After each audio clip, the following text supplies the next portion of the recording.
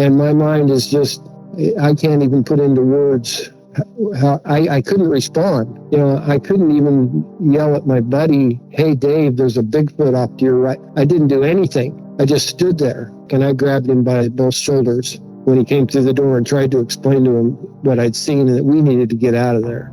First off, it was the most frightening experience I've ever had in my life. And I've had a few, you know, just being outdoors. I've had some things happen that scared me. Mostly animals coming into camp or whatever. But this is the most frightening thing that I've ever experienced.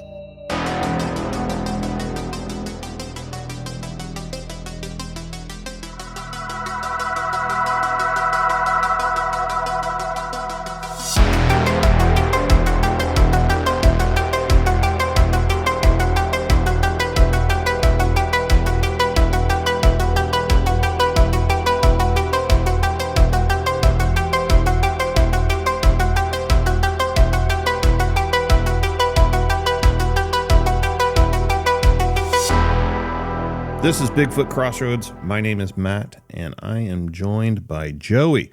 Joey, thanks for joining me, man. Right on. Thanks for having me. Yeah, for sure. I just was skimming through the old Facebook feed and saw a post you made, and it really caught my attention because you actually posted a photo of where your encounter happened. I noticed that it was in a camping area.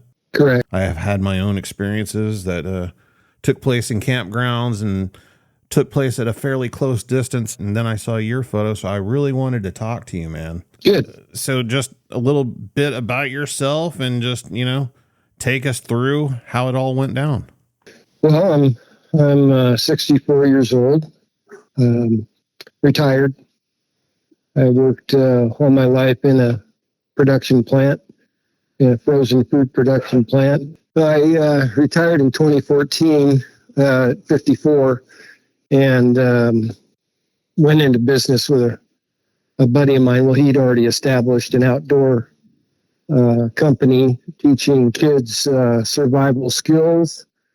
And later on, I opened a camp just for fishing, exclusively for kids to learn how to fish. So at any rate, that's what I've been doing up until a couple of years ago, and then I decided I liked being home and doing stuff on my own, you know, not getting any younger kind of thing. Right. So I have, that's what I've been doing since I turned, maybe 60, 61. I've been just doing my own thing. So to get right into why you've called today, so I've seen a Bigfoot, two different occasions, 1979 and 1995. I will try to give as much detail as I can without lingering on each one individually. It was Labor Day weekend. On the Saturday of Labor Day weekend, my friend David and I was 19, David was 2 years younger than me. We had joined my church at a family camp at the YMCA family camp complex at Silver Creek Falls here in Oregon. Make that clear, I'm in Oregon. I had to work on Friday, so we went up on Saturday and joined everyone. And when we arrived, we found that all the cabins in the immediate complex below the community hall had been taken. So my pastor invited us to go and grab a cabin in the hillside unit or complex, which was back in the woods, a little ways off the main area, about maybe, a couple hundred yards tucked into the woods. And no one was actually occupying any of those cabins when we arrived. So Dave and I drove around and picked out a cabin. We were the only ones there on the hillside, which we thought was kind of neat too. Yeah. So, and I'll send you a picture of the cabin. I found a couple of shots on the internet of what they look like. Oh, cool. And these cabins, we had built-in bunk beds on the inside of the cabins, no mattresses or anything on them, just plywood. We'd taken sleeping pads. So at any rate, we each chose a top bunk across from each other and rolled out our bags and went back down to join everybody for dinner and music and all that. And I think it was probably, it's been a long time. I think we returned to the cabin. It was after dark, maybe about 10 p.m. And Dave and I liked to play cards together. So we played some cards on the floor there, and then we got into our bunks and we were visiting and just talking back and forth and fell asleep probably about midnight. I wake up at first light. These cabins had screen windowing all the way around, so they weren't a solid wall type cabin. You could see out 360 from the top bunk through these screens, permanent screens that were on the windows. I wake up right at first light, and I'm laying there wondering why I'm awake, for one thing, and then I hear what I thought at first was a pine cone dropping onto the tin roof of the cabin, and it rolls down and off.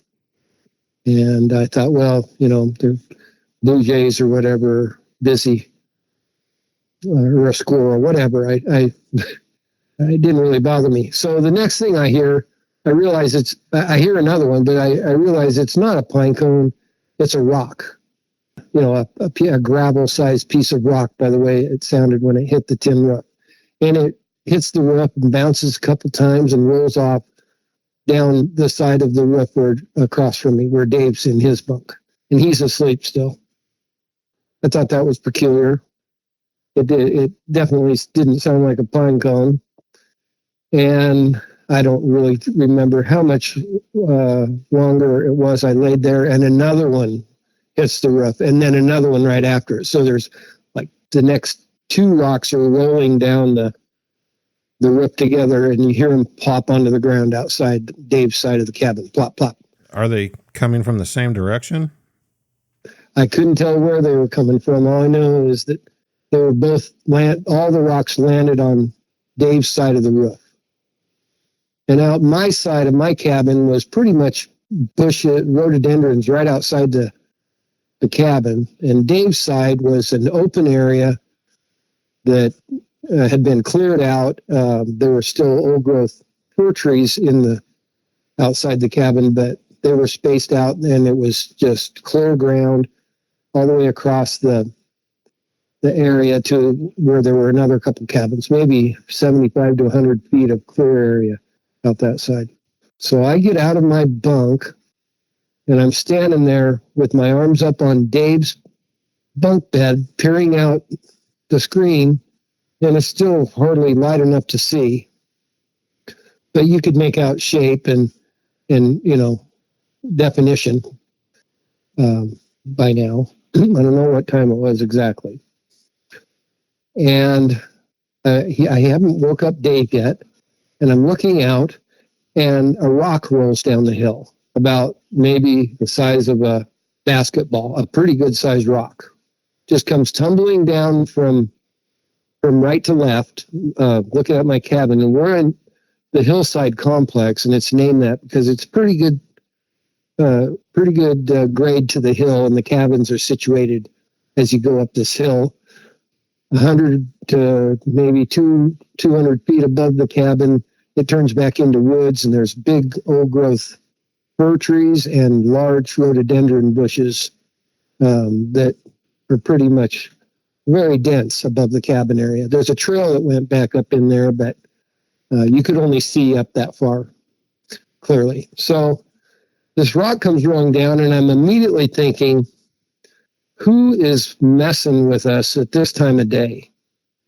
Even the friends that I had there at the family camp, it was unlikely that they would do anything like that anyway.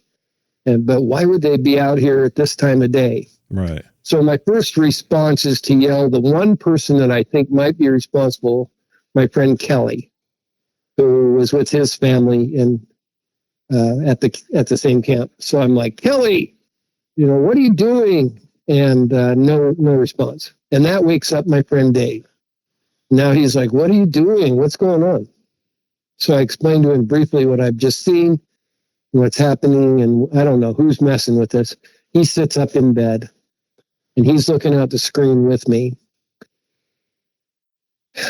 And the next thing we see, or actually hear, is something whizzing through the air and hitting one of the old growth fir trees outside the cabin, maybe 30 feet out this screen window from us. And we later discovered that it was a rock, weighed 16 pounds. My friend Dave took it home because that was his souvenir for the trip. Wow.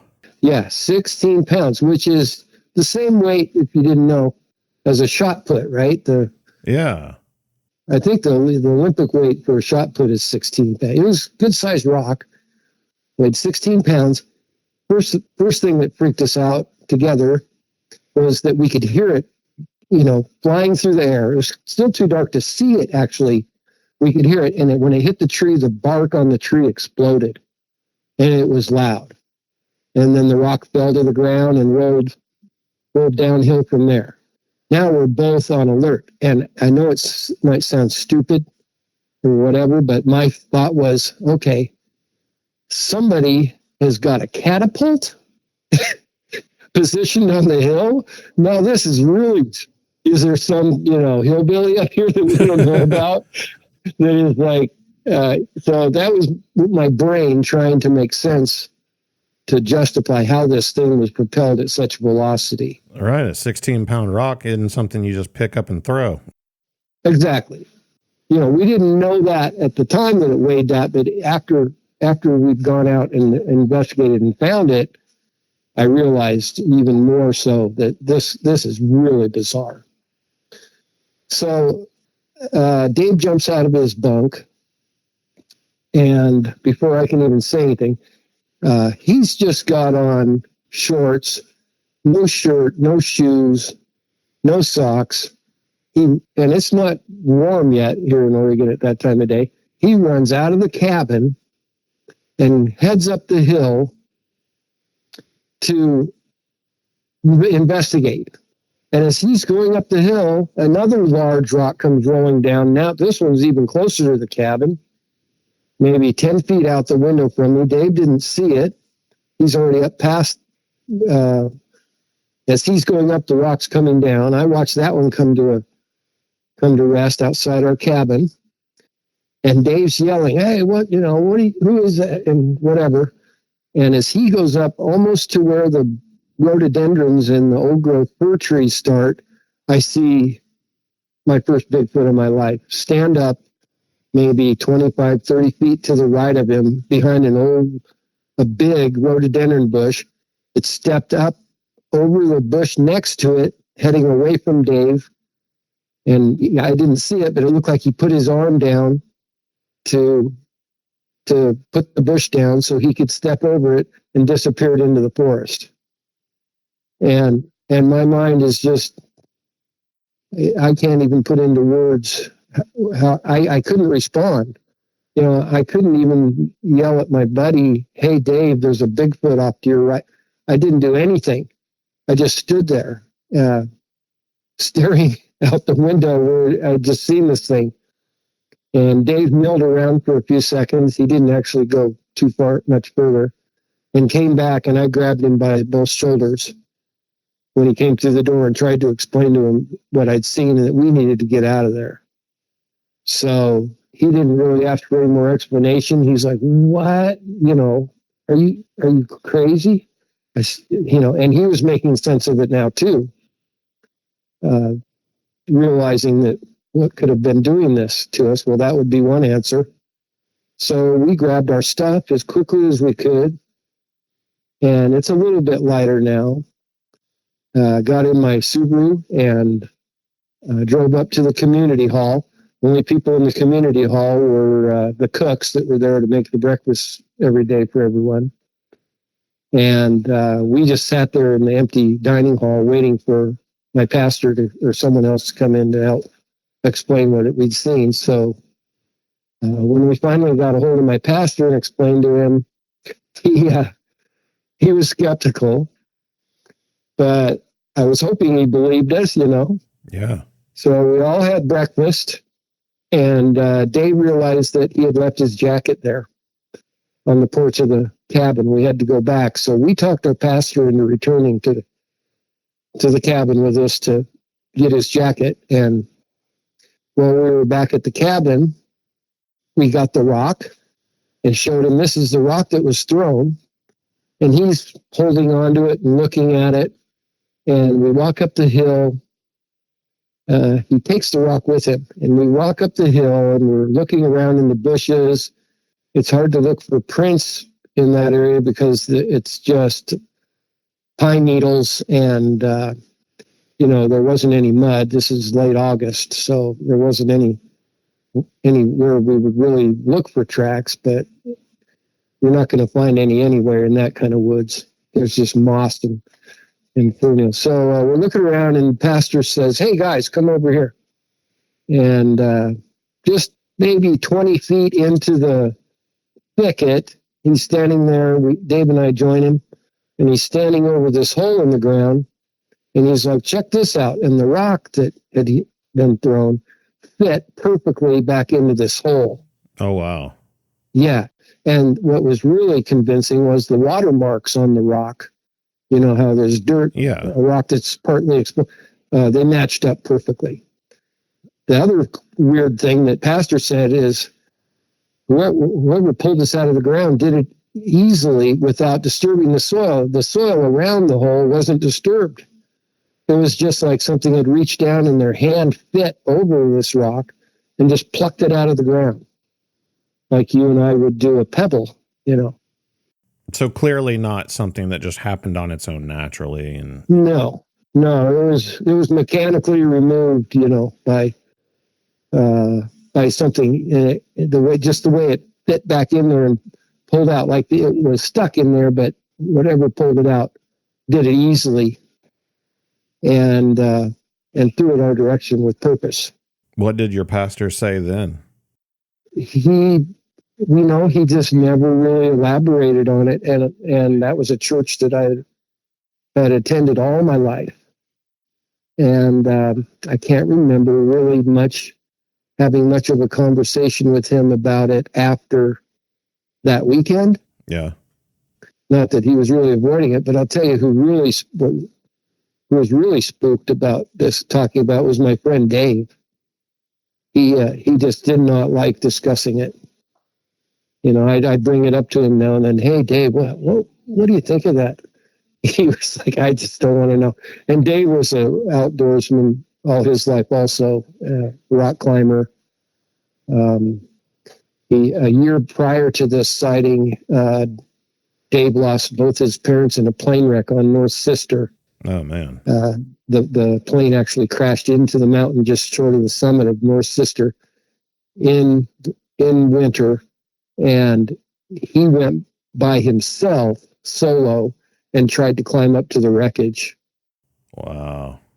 Not a smart thing to do, but, imagine the trauma. Oh, yeah, for sure.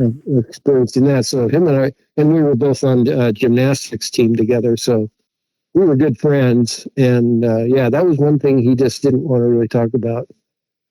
He acknowledged that he believed what I saw, and that nothing could have propelled the rock. I mean, you didn't need to see a Bigfoot that day to conclude that that's how that rock was thrown, what threw that rock. Right. So, and I never saw any facial features. I just saw something huge stand up and then put its arm out to suppress the rhododendron next to it and to step over it. And Dave never heard anything or saw anything? No. Wow. Never saw a thing. If you just had to guess, how big do you think it was? How tall? I don't want to exaggerate. I was looking uphill.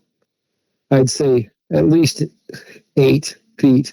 Oh, wow. At least 8 feet, which fails into comparison to my second sighting. That creature was well over 8 feet. Well, I'd say the bigger of the two was my second sighting in 1995.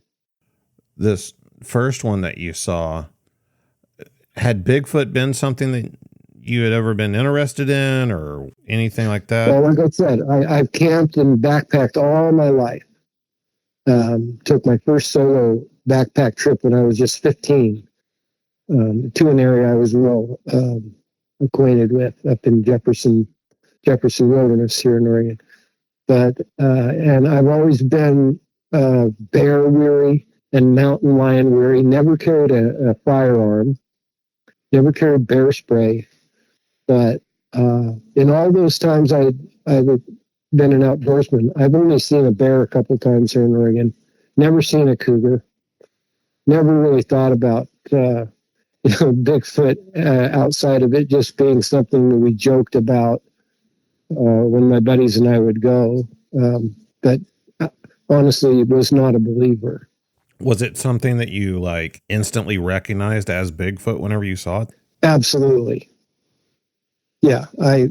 For one thing, I knew a bear wasn't capable of doing what had happened prior to seeing it. And then seeing this thing stand up, it was crouched down apparently when Dave alerted it. And when it stood up, I realized it's like I said, I can't put into words what my mind was trying to make sense of at that moment. Just something you never expect to see, and something that very few have ever seen. So naturally, it was trying to discount this as something else, but it was obvious what I, had just witnessed. And that happened in 1979, you said? 79, and I'm 64, so 45 years ago. And then the second sighting happened in 95. Yes, sir. Between that time, Bigfoot on the brain, did you dwell on it? Did you let it go? What were your thoughts on it? No. Well, for one thing, it never kept me from wanting to go back out in the woods, as I continued to fish and camp and backpack after that. I was spending, every weekend in the forest up until I started having kids in my late 30s. So, yeah, and it was never a concern. And I was not one to go out. I mean, this is before it became kind of a thing to go look for Bigfoot. I was not out there knocking on trees or even thinking about it when I get up in the middle of the night to, use the bathroom or whatever. It wasn't really an issue. Right. So when I've heard of people, not wanting to even go back into the forest after seeing one, but that day I didn't feel threatened by it. The more we thought about it, I keep wondering, was it standing outside this screened window looking at me, and how cunning of it to throw pebbles on my tin roof. Yeah. The intelligence of that, the premeditation of that, right, really, really made me think. And then the placement of the large rocks that rolled down the hill, in any one of them could have probably crashed right through the wall of that cabin or, done damage. And then also the rock that was thrown. I mean, we're in a screen window cabin. If that 16-pound rock had come through the screen window, it really could hurt us. I mean, it's interesting that it just threw smaller stones on the roof and didn't throw any of the bigger rocks up there, Exactly. Yeah, exactly. Well, that would have been terrifying, right? For a big rock to hit the roof. Pretty terrifying as it is, in the right circumstances. But yeah, a giant rock like that crashing onto a sheet metal roof. Yeah. Yeah, that would have got me for sure. I agree. And these are all things that we thought about after, like, we're lucky to get out of there unscathed. So not a negative experience, more of like, wow, yeah, I just saw a Bigfoot. I mean, now I'm in that class. So you immediately go from either being a skeptic or a non-believer to a believer. I mean, right. And just like that, your whole world changes about your paradigm of what, is creation and what these things are. But the questions still remain. I mean, even after you see one, you start wondering, why haven't we been able to find more evidence, and have more clarification about that? I mean, it just boggles my mind that in today's age, that we haven't, solidified the fact that these things exist. Yeah, same. It's like crazy. Yeah, it was 2002 whenever I had my sighting that changed everything. And, Okay.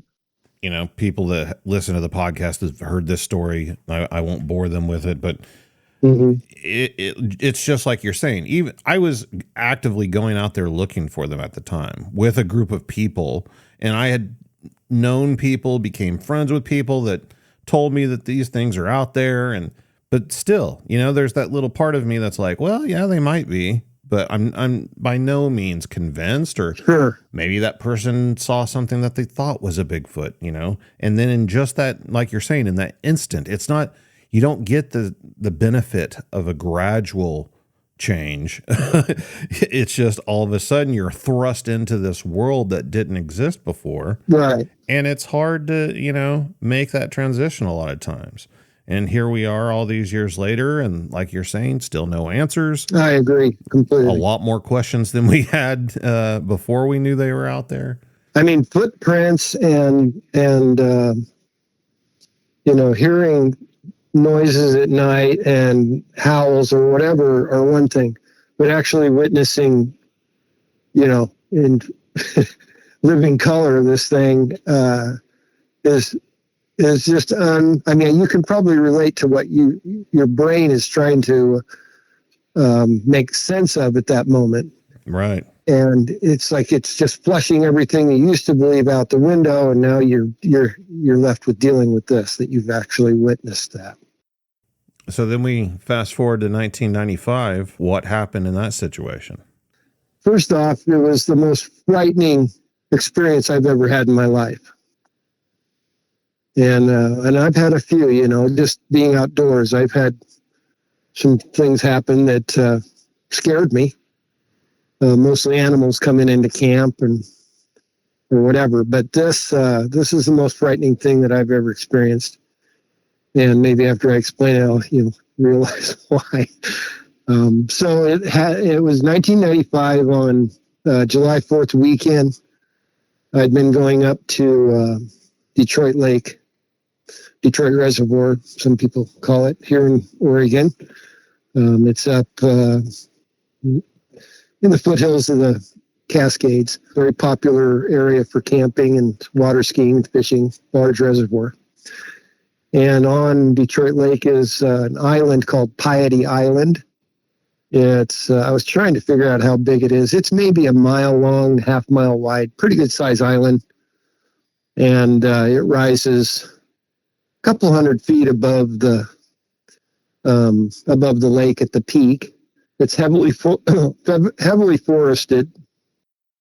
It was logged at one time years and years ago, but there's old growth trees on the island, a lot of old growth Doug fir on the island, a lot of brush.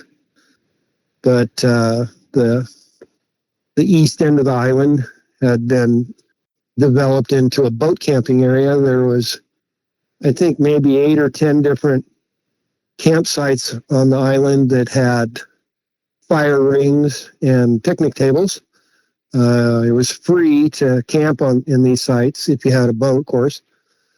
So it was very popular, for those that like to boat camp, which is what I like to do. I had at that time I had a jet ski, and I carried all my camping gear in a rubber boat that I would tow behind my boat from South Shore Campground, which was just a short ways across the channel from the island. So 2nd of July, all my friends, maybe a dozen of us, were camped on the island.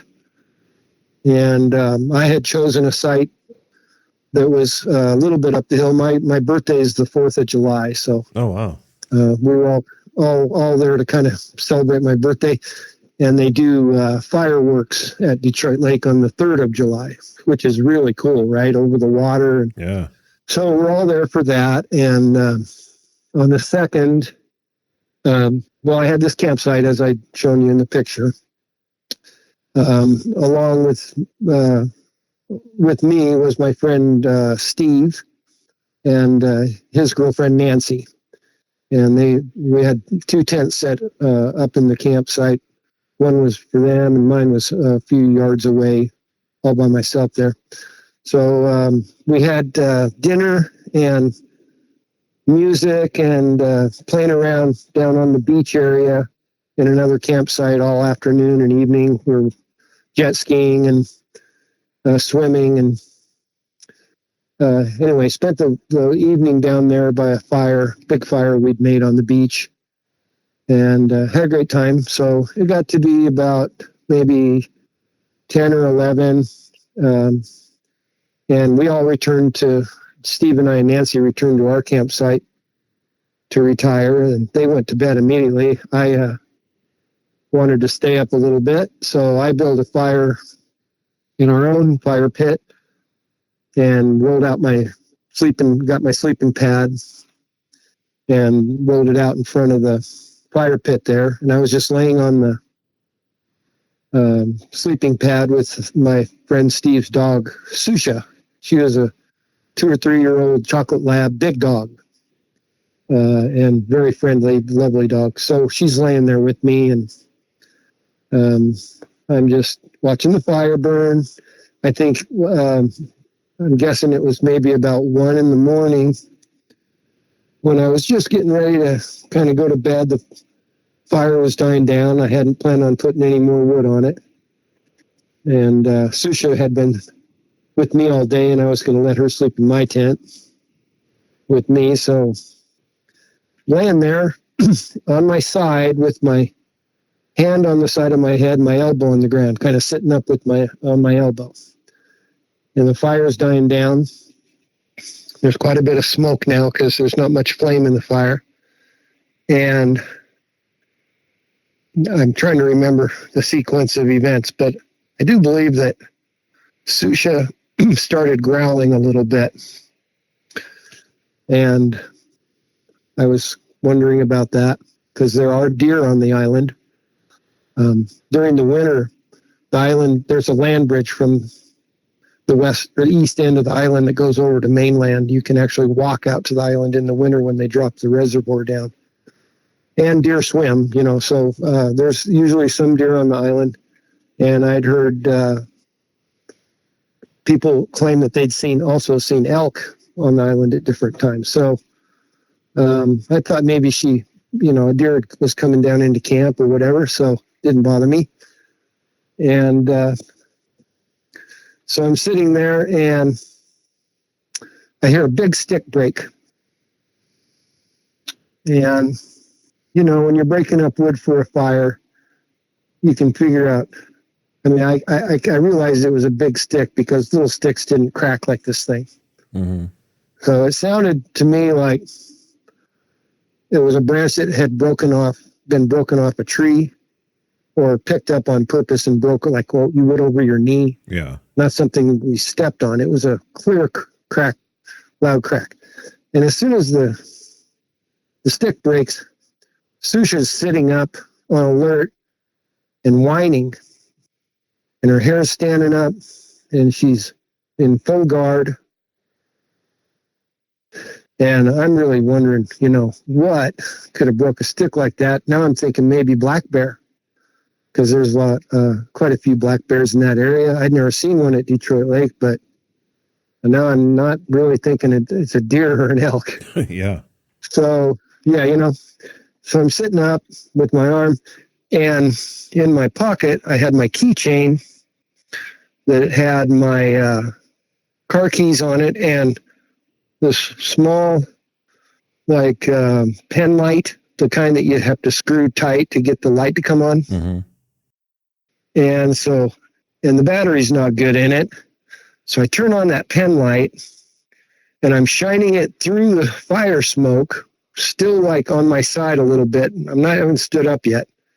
I'm shining it through the fire smoke towards the area where I hear the stick break. And I'm not seeing anything. And then something catches my eye, Matt. And I raise my light up.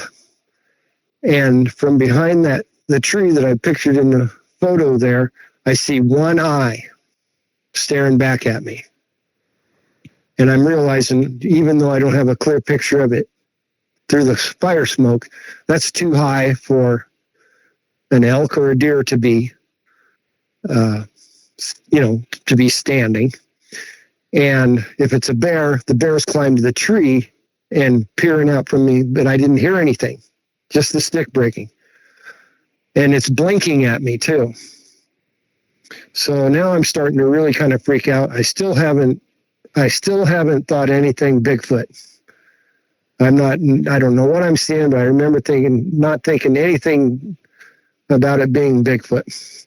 So the fight or flight response kicks in, and I got to see what I'm looking at. So I hold my arm out straight, and I step over the fire ring. Why I didn't just go around it, I don't know. But I stepped through the smoke with my light fixed on this thing.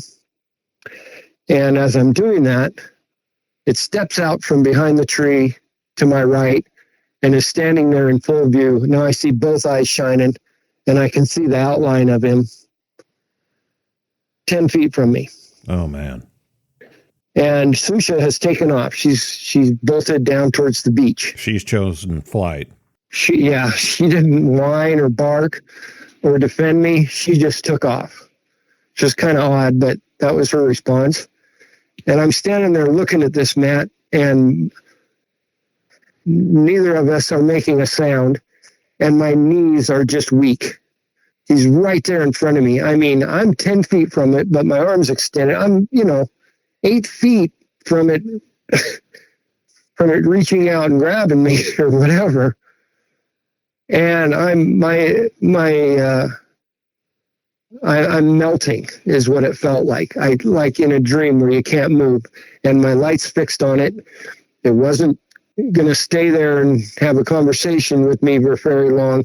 The next thing it does is it crouches all the way down to the ground, and it's still just sitting there, and then immediately just starts moving down the hill to my right. The whole time it's got its eyes fixed on me, and I've got my light on it, and it's going from a standing position to a squatting position as it moves down the hill. It was creepy as hell, Matthew. It was creepy as hell, the way it moved away from me. So it got down to where he's starting to blend back into the forest. The angle of the hill, was making it harder for me to see him, but I still had my light on him. And as soon, it seemed like he was going to come around the other side of me, and I bailed. I jumped from the fire pit to my tent door and inside my tent and grabbed my sleeping bag and covered my head. And I remember just the only thing I could hear at that point was my heart just racing. And the dog's gone. And I must have just been frozen like in that position for who knows how long. And I just went to sleep and woke up maybe, I don't know how much later. And Susha has come back into camp and she's milling around. So I called her into my tent and zipped the door closed and went back to sleep. There was no one to talk to about it, and I wasn't about to go looking for it. But I remember laying there thinking, one of the reasons I liked to camp on that island was to maybe be away from anything wild like that. Yeah. Island seemed like a pretty safe place. And so I got up in the morning. I remember getting up early and making my coffee, and my friend Sean came up the hill from another campsite. We're having coffee together, and I relayed to him what had happened, and he was amazed. We looked around, behind the tree, and I never could find the stick that was broken. Again, no footprints in that kind of soil. No other evidence of it being there. Sean even looked on the tree for possibly some hair and couldn't find anything like that. It was so frightening that recalling it this many years later still gives me a feeling of forebodingness. Well, I'm sure the listeners, I know I can, I mean, there's been a definite change in your speaking, your delivery, just since you started recalling this incident. Yeah, it was incredible. I don't consider myself any type of macho type person, but I've never been afraid to be in the forest. I've always managed my fear, no matter where I've been at. And I've been to Alaska and Canada. I've been in grizzly country, and nothing shook me to my core like that. I don't remember thinking, it's going to kill me. But what was so alarming about it was not just the height of this thing when it came out from behind the tree, but just how broad it was. It was just immense. I mean, huge head and shoulders, and damn it, if I'd only had, I always say, if I just had a really bright light, I would have loved to have seen him better. Not that I would not have loved to get him on video. Right. This is 1995. There's not a lot available. No, you'd have had to whip out the camcorder or something. Yeah. But I wish I could have had better batteries in my pen light, at least, so I could have got a clearer picture or, vision of what color he was exactly, and maybe better facial features. But I did actually was able to see, the outline of him fairly well, which was just insane. Just insane. How big would you guess? He was 4 feet wide and over 8 feet tall, well over 8 feet tall. With that tree that he was behind, it was easy for me the next day to kind of remember how high I was shining that light. Just insane how big this thing was. Were his eyes reflecting the light back? Absolutely. The one thing about the whole thing is never forgetting the first thing I see is that one eye peering out at me and blinking, which put me into that response. I have to see what this is. Right. Wasn't really thinking about any safety protocol. Just that I wanted to step over this fire so I wasn't shining the light through the smoke so I could see what it was. Here we have a campsite set up. We've got a dog, and we've got a fire, and we've got a human with a light. Yeah. Normal wildlife does not get that close. They might come into the area on accident or come to investigate, and once they see all these things, especially a dog and a fire and a human, they're leaving. They're not sitting there watching. Exactly. Whenever you saw that eyeball blinking at you, did it kind of click in your head that maybe this isn't a normal situation? Like I said, I don't remember thinking Bigfoot. All I remember thinking is, my mind had reduced that this isn't an elk or a deer. This isn't where you're going to see an elk and a deer. It's up there way too high, and these things don't climb trees. How long do you think you stood there before it started walking away? Just seconds. Just seconds. It was as it moved away, it was as if it was trying to distract me from getting a clear view of it. The way it went from standing to squatting as it moved sideways with its arms like extended, huge, just huge. And it didn't take long for me not to be able to see the outline of it because of the strength of my flashlight, but I could still see the eye shine. And it never stopped staring at me until I decided I need to go to my tent. Like that was going to protect me, But that was my response, that I didn't want to be standing right there any longer. And it didn't make any noises or anything? No noise. No noise. It was surprisingly quiet for being that size, to be able to move down that hill like that. I was making noise. Yeah, I would have been too.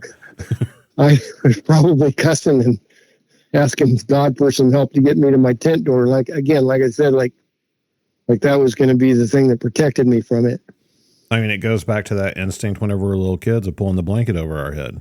Yeah, right. Same kind of deal. Yeah. And I want to add though. So after Sean came up and we discussed, what I had seen, he went back to his camp, and I'm kind of dumb or brave, one of the two. But I decided I wanted to go. Right behind my camp was a abandoned forest road that led to the top of the knob on the island, maybe half a mile long. And I walked that by myself to the top just to see if I could see anything else, maybe some prints or whatever. I got to the top, and there was a large pile of old timber that had been left there from years ago, kind of a slash pile, but huge pile of timber, big dark holes into the interior of this pile. And as soon as I noticed that, I really got a creepy feeling and turned it around and returned back to camp. You think it might have been using that as like a den? Where are you going to hide on an island like that? I mean, it is a pretty good sized island, but that would be a typical spot, I would think. The other area of that island that I was considering it maybe having a shot at hiding from people would be the north side of the island. Was fairly steep, cliff-like, with some exposed rock, but I've never investigated it. I just assumed from the topographical map of the island that I've seen that would be the other area. Other than that, people are all over that island, especially in the camping area. And a lot of people come out there and use it as a day use area to water ski from and fish from. It's not like a wilderness area. It's right right in the middle of and the town of Detroit is literally, a quarter mile to the north there. You get in your boat and go a quarter mile and you're on shore and in the town of Detroit. So it's not like, it's not like you got to go deep into the wilderness to witness something like that. Apparently, both of my sightings were in populated areas. I think they're very curious about what we do. I agree totally. Mm-hmm. My first initial sighting was in a parking lot. Now it was within there you go. It was within a national forest and campgrounds and everything, but I was actually standing in a parking lot. I'd love to hear about that full account sometime. Yeah, for sure. So along with on this trip in '95, my friend Sean had another friend named Chris. Him and his wife and two kids were there on the island with us. They had come out on a ski boat and camped with us. And after I shared my story with him, he'd had something happen to him when he was a kid on a Boy Scout trip above Marion Lake that he couldn't explain. And when I told him what I'd seen, they packed up and left. Oh, wow. He was not a fan of having his kids there. He felt that they were in danger. And I did not. I was there 2 more nights. I didn't stake out anything the next night. I just went about my business. Yeah, it's interesting. Somebody asked me fairly recently about, people's reaction to them. And I told them everybody's different. Every situation's different. And sometimes people are fascinated or kind of amazed, that they got to see something super rare. Sure. And others are just absolutely terrified. They don't want to have anything to do with it. They don't even want to talk about it. Obviously that guy had an experience that stayed with him enough to the point that he wasn't doubting anything you were saying, and he was getting his family out of there. Oh yeah, he believed me for sure. And I've had to be careful about, I told you after I retired, I started teaching survivor camps. during lunch about Wednesday on each of the weeks I taught these camps, I'd entertain the kids with this story, but I'd tell them beforehand. These are, 10, 12-year-old kids. I'd tell them, I'd warn them beforehand, I'm not going to relay this to you to scare you, but I've seen Bigfoot. And half of them immediately discounted that I was telling the truth or that I'd actually seen a Bigfoot. The other half were like, really? And they loved hearing it. And I would reenact the 95 sighting by finding a tree that was similar in size and hiding behind it and peering out. And their eyes were just glued on my story. But I always finished relaying that to them by reminding them I wasn't hurt by this Bigfoot. That neither time did I feel like I was really in danger. I was just in awe of what I was seeing. It's kind of like, in a normal situation, heading up into the mountains and just seeing a deer. What do we do? Oh my God, a deer. Right. It's not something that you see normally. And so since you're, educating these younger children, are you telling them this story as a form of entertainment and engaging with children, or are you telling them because you feel like they should be aware that these things are out there? Absolutely, that they should be aware. I'm a member of this fraternity of those that have actually witnessed one, in the flesh. 2 different times. I know they are real. And being that skeptic or just non-believer prior to that, I've lived both paradigms. And before I saw it, I didn't believe it. Now that I've seen it, I can't change it. I felt that they needed to know about it. And believe me, I warned them more about the dangers of, cooking fish in camp in bear country. Right. And walking at night, where cougars might be around. Yeah, you don't want any angry parents coming back, the crazy guy that taught their kids Bigfoot's coming to get them. Well, that was a risk I would take. And the parents would come and pick them up, and sometimes the kids would relate that, Joey told us about Bigfoot today, and they would be all like, well, that's great.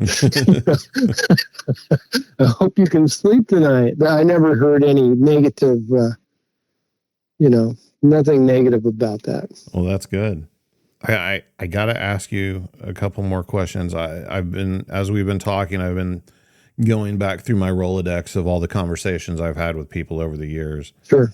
And I am not coming up with anyone that's ever said anything close to the crouching down, standing up, back and forth as it got away from you. Sure.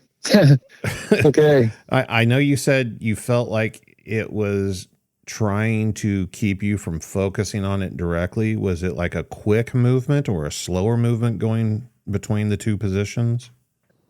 It wasn't all that quick. It was more, deliberate, and it wasn't quick at all. It was crouched down, and then when it started to move, it was standing completely erect and moving to the right of me all at the same time, and then crouching down again, but it never stopped moving. It was like just shuffling its feet side to side all the time, facing me, and like its vision locked on me while I had this light. Arms outstretched to the sides? More of like, not really extended, but to its sides. Yeah, as it moved, like with its hands out in front of it. So I've seen something, same general area that I was talking about. Once I had that sighting, like I said, I was out there looking for them actively. I was a quote unquote Bigfoot researcher. Mm-hmm. And so once I had that sighting, I was like, okay, well, I know they're in this area. I want to see another one. Sure. After, 6 months or so of calming down and realizing that they weren't going to kill me. So I spent probably the next 7 years focusing all my efforts in this general area. And it's a place that, tourists report seeing them just about every year. And, the rangers that work the park talk about them like it's a known area. Sure. And I was standing out in an empty campsite by myself, a couple campsites away from the group. I was a smoker at the time, so I was standing over there smoking a cigarette in the dark, just kind of getting away from people for a second. And there's a public bathroom, maybe 50 yards through the woods, that's got an outside fluorescent light.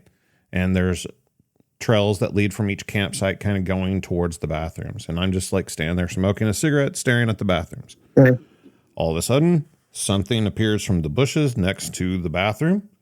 It's about maybe 4 feet tall at the most. Mm-hmm. And basically it looks like the only way I could describe it from my position and my vantage point was it looked like a chimpanzee with long legs. Wow. And then a juvenile. Yeah. Wow. And it was slightly crouched down with its arms kind of bent at the elbows, but kind of stretched out to its sides. Mm-hmm. And it was sidestepping, and it was looking up at this was my guess. It was looking at the bugs flying around underneath the light. Okay. And I think it was hunting the bugs. Oh, okay. And it reminded me of the old Westerns whenever, the Native American scouts would be creeping up on the cowboys at night and kind of slouch down and kind of hunch down a little bit, crouch down with their arms out, kind of holding their balance as they walked like that. That's insane, dude. I don't know if it just all of a sudden realized it exposed itself or that it knew I was there, but just in just a heartbeat, complete spin 180, head first dive back into the underbrush. Yeah, it doesn't take long. No, not at all. And I mean, I erupted. I see one, I'm yelling, I'm running down the trail towards the bathroom now. Everybody sees me from the other campsite. We all go down there. They've got like spotlights and stuff because we're all Bigfoot researchers. Mm-hmm. That's why we're there. And I mean, there's nothing. There's no movement. There's no sound. I couldn't find anything. It was like it had just vanished. Yeah. But the arms outstretched to the sides like that, it sounds very similar to what I witnessed. Yeah.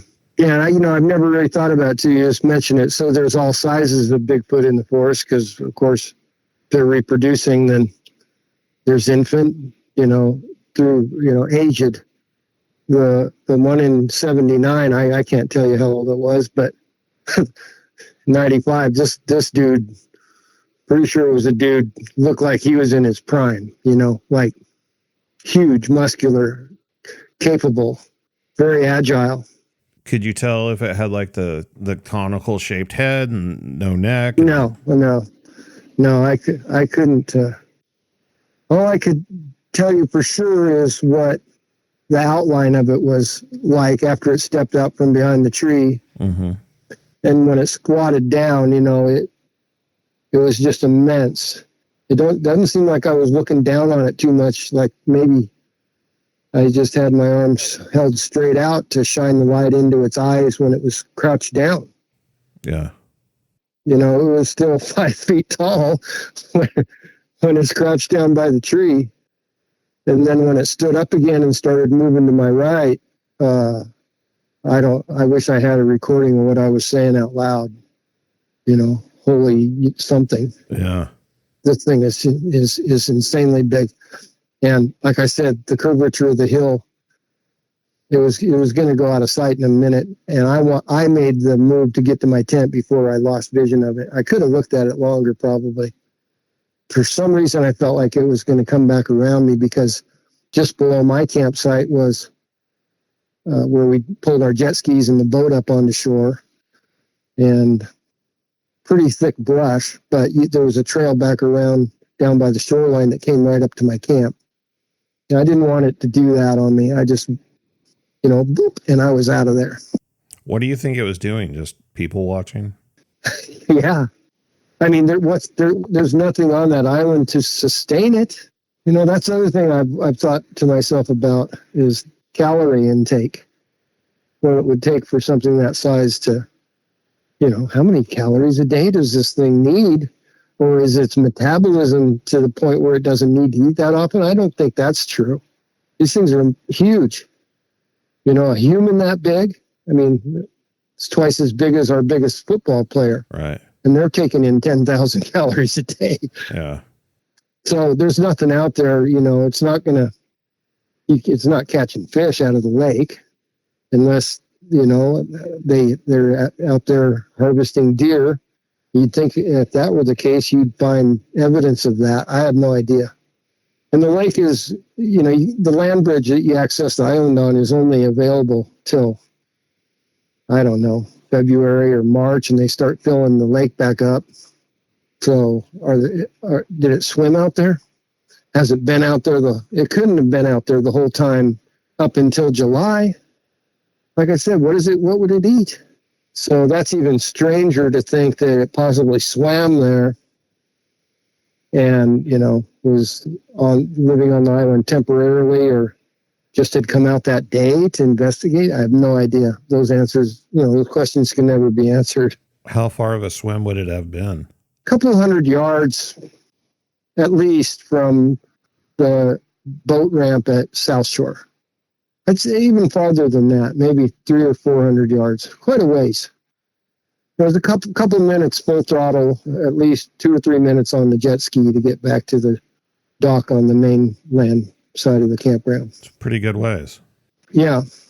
And for whatever reason, I didn't camp again on that island until about 2005, maybe 10 years later.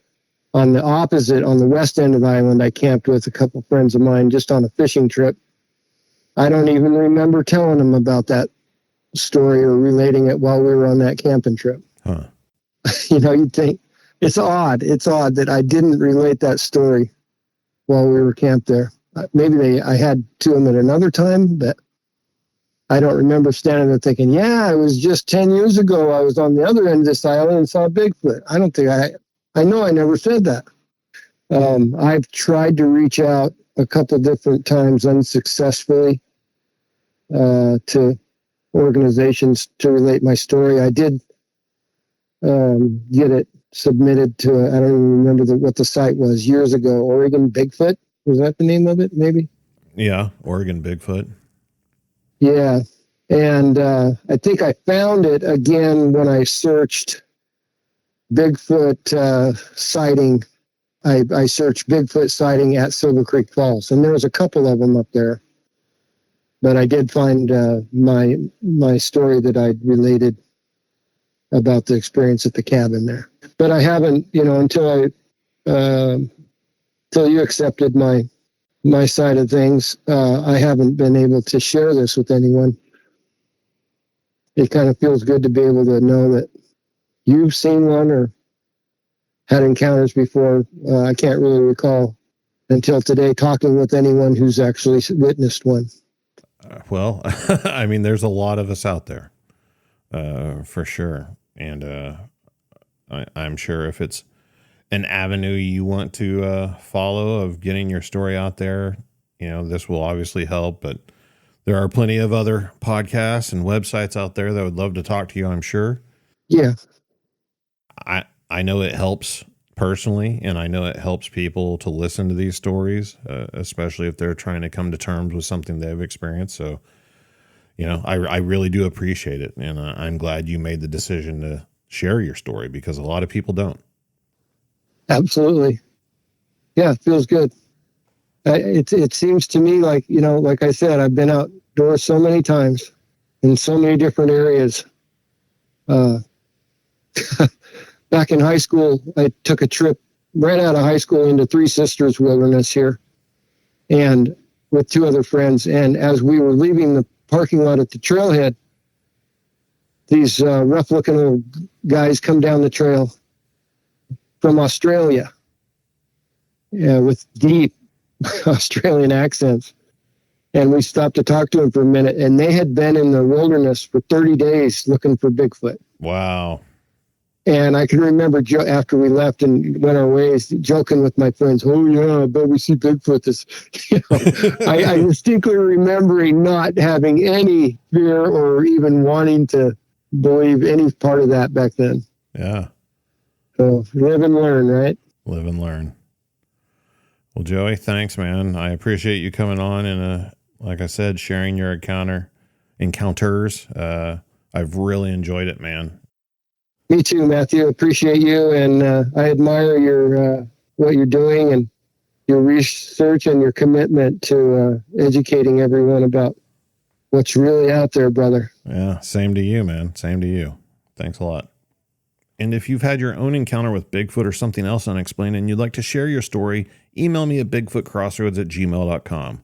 Check out the website, bigfootcrossroads.com. You can find links to social media, past episodes, merchandise, everything you need all in one place.